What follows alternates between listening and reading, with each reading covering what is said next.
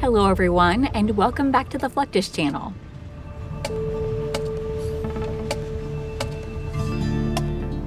Railways, vital for modern transport, connect us globally.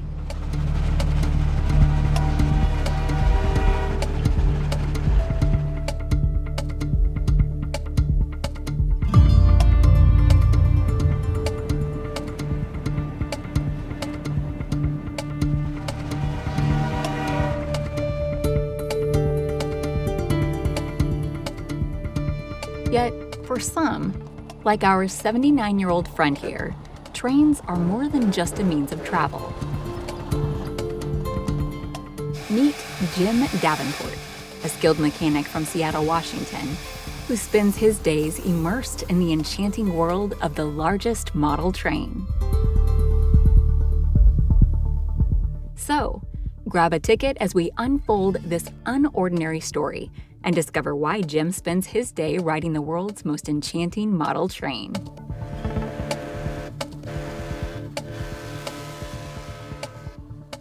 My name is Jim Davenport. I'm from Seattle, Washington. I'm 79 years old. I've been a mechanic my whole life. Always liked machinery, anything that moves, flies, or floats.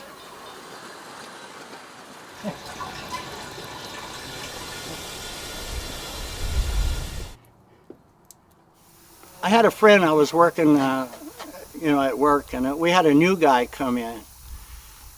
And I talked to him a couple of times, and then he found out that I, like trains, and he came to me one day and said, "Hey, you should come over to my house." And I said, "Yeah, why?" He said, "I have a train." He didn't say what. So anyway, one day I went over to his house, and what I saw was a locomotive like this one sitting here. And I thought, that's the coolest thing I've ever seen. I said, "Where do you run that at?" And he said, "Train Mountain." And I said, "Where's that?" And he said, "It's down in Oregon." They said they're having a big meet. "Do you want to go down with me?" And I said, "Oh yeah, I want to do that." A miniature train is a small-sized replica of a real train. The idea began with people's love for trains and wanting to recreate that joy on a smaller scale. Back in the day, enthusiasts started building tiny trains just for fun.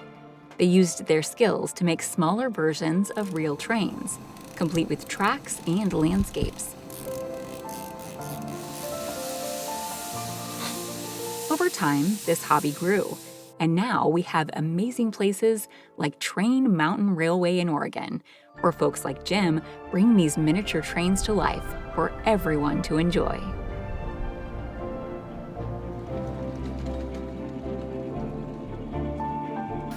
And the first thing I did when I got back home was went to the people that made this and said, "Give me one."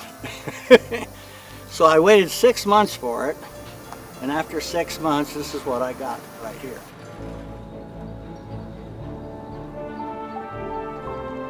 Train Mountain Railroad, founded in 1987, initially faced tax challenges, but after a legal process, became Train Mountain Institute in 2013, aiming to provide railroad education through track access, events, and rides.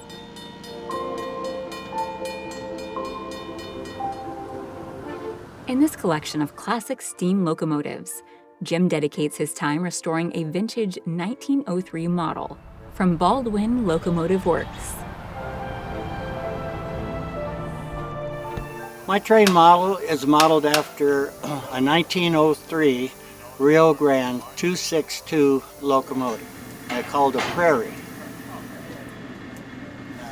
I built the whole thing myself in my garage. So the process is basically when I get here, like this morning I got here at 7 o'clock, and it's dead cold.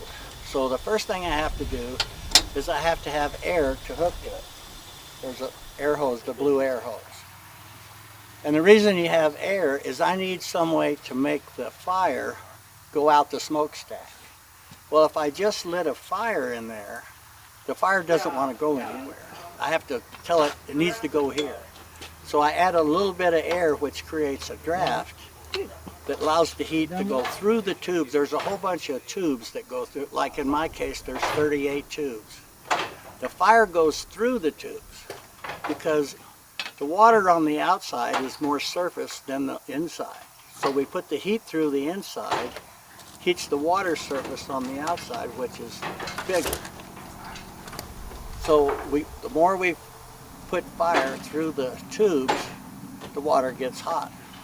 As the steam collects, the pressure will start, because there's no place for the pressure to go like a tea kettle. You know, it has a little, you hear it whistle? Well, we don't want that here. We want to save the pressure. So after a while, when the water starts boiling, the pressure will rise. And in this case, it goes up to 150 psi. When it gets to 150 psi, there's safeties, which if we let it go, it would blow up. And there would be a steam explosion, which steam expands hundreds of times more than it was. As it comes out of the boiler, you'll see it do this. It'll get bigger as it comes out. So it expands, and that's how we use that to move the locomotive. Train Mountain is a tiny railroad with 36 miles of tracks on a huge 2,200-acre property, each just 7.5 inches wide and knee-high.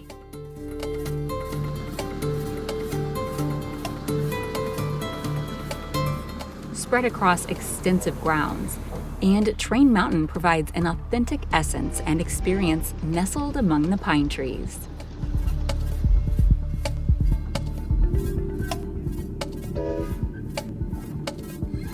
They operated from 1903 all the way until the 40s, and then most of them were scrapped for the war effort so they could have steel in World War II.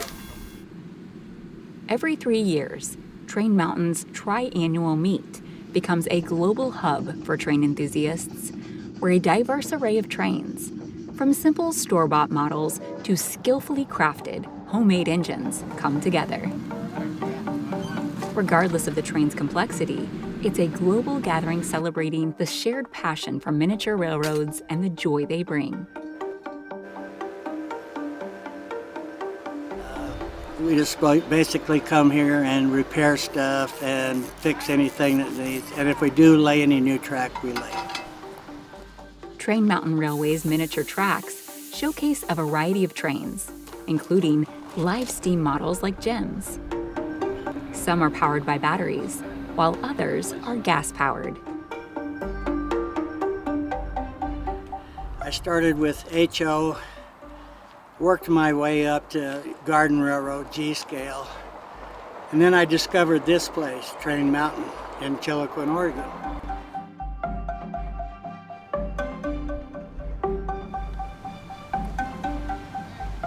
The 50 D&RDW, a standout from RMI's Legend series, is a fine example that can run on either electric power or gas hydraulic systems.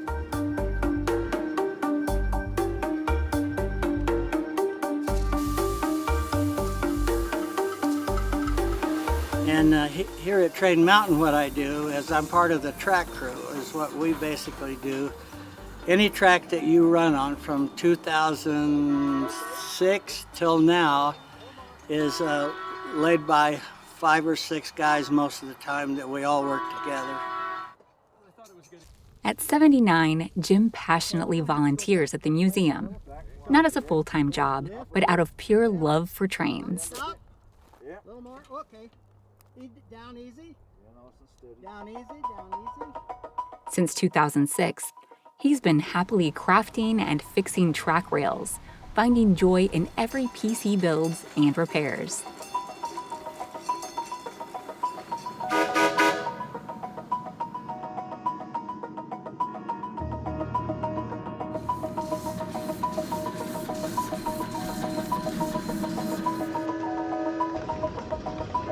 Riding a miniature train at Train Mountain is a unique experience.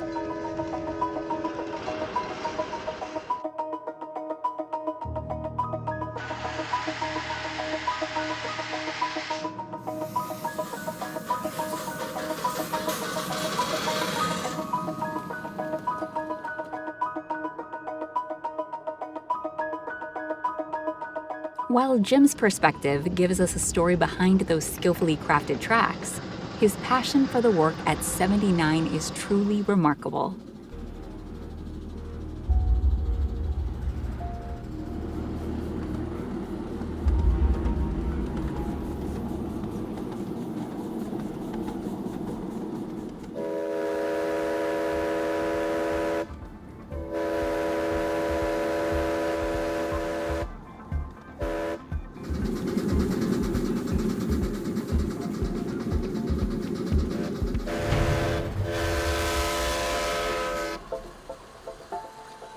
Basically what I do here now is I work on the track, part of the track lane crew when we add new tracks or work on stuff. But basically all I really do is track work stuff. It's all volunteer, which to me is great. Contributing and something that a lot of people can enjoy. And I enjoy doing it, and it's something to spend money on. So that's my story. The miniature trains winding through beautiful pine trees in this part of Oregon evoke nostalgia and wonder. The immersive adventure through the miniature landscape creates an enchanting and unforgettable ride, making it a must-try for train enthusiasts of all ages.